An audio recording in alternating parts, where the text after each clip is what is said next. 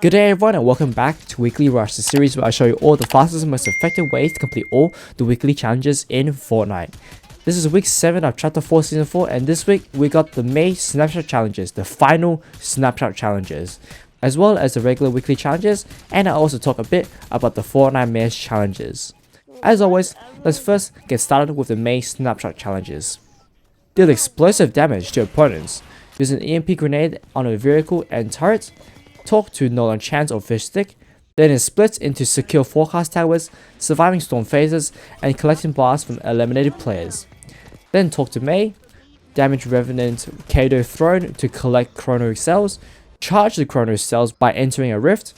Talk to Nolan Chance. Then it again splits into hiring Mae, collecting a sticky grenade launcher from an eliminated player or chest, and destroying structures with remote explosives. This time around with the snapshot challenges, there are some challenges that actually split into 3 different challenges. I really like this as this allows us to complete more challenges at the same time. In terms of tips to complete them as fast as possible, my first tip is to land at Relentless Retreat when you first start the challenges. Thanks to Fortnitemares, explosives are really easy to find, namely the Pumpkin RPG. You can use the RPG against the guards as it counts towards the explosive damage. Then loot around at high specs to easily find some EMP grenades so you can disable the turret and vehicles. Then since you landed at Relentless Retreat, you are really close to Fish Stick to talk. Then if you're able to complete all that before the first zone closes, the AI for the forecast towers will have just spawned so you can kill them quickly and use the forecast towers. There are 6 forecast towers around the map. However, they are quite spread apart, and since most players are going for them, you're probably only able to get 1 per game.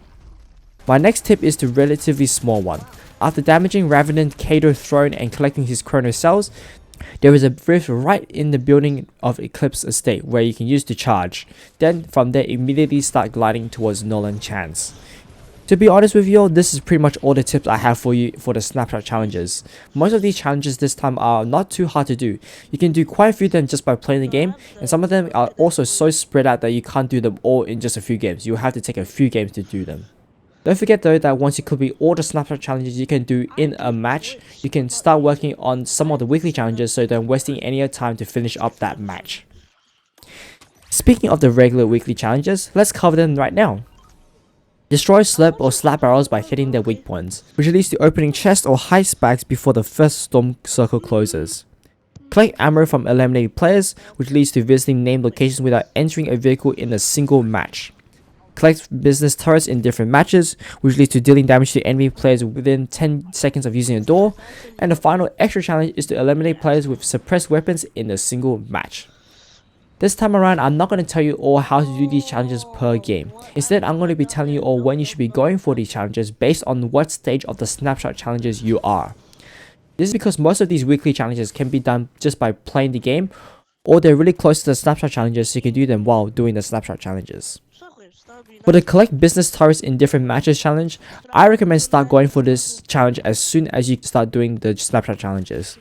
If you follow my guide for the snapshot challenges, you'll land at Relentless Retreat, which is a heist POI, and heist POIs have an increased chance of dropping business turrets.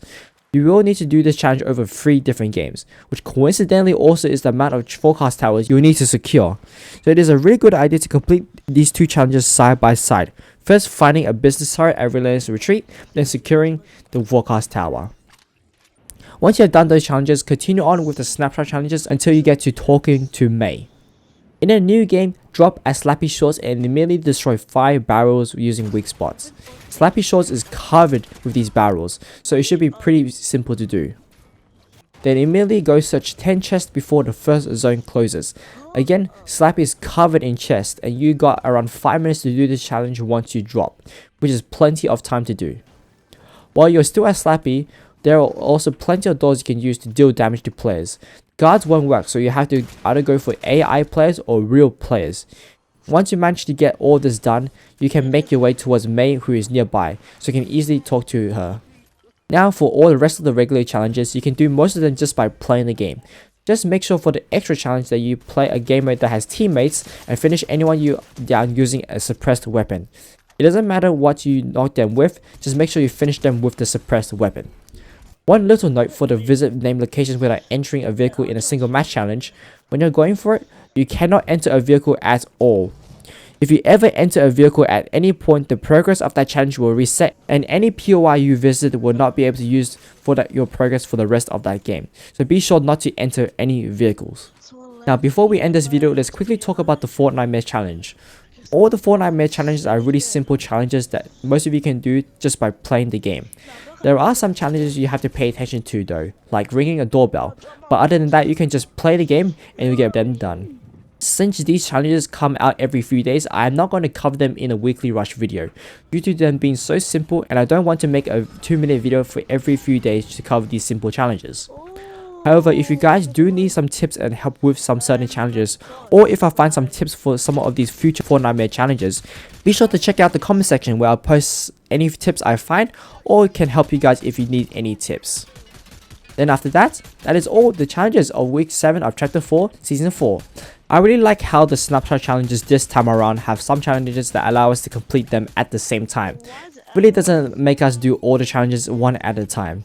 This is the final snapshot challenges of the season though. I do hope that they do not bring back snapshot challenges next season due to how slow it can be doing them one at a time.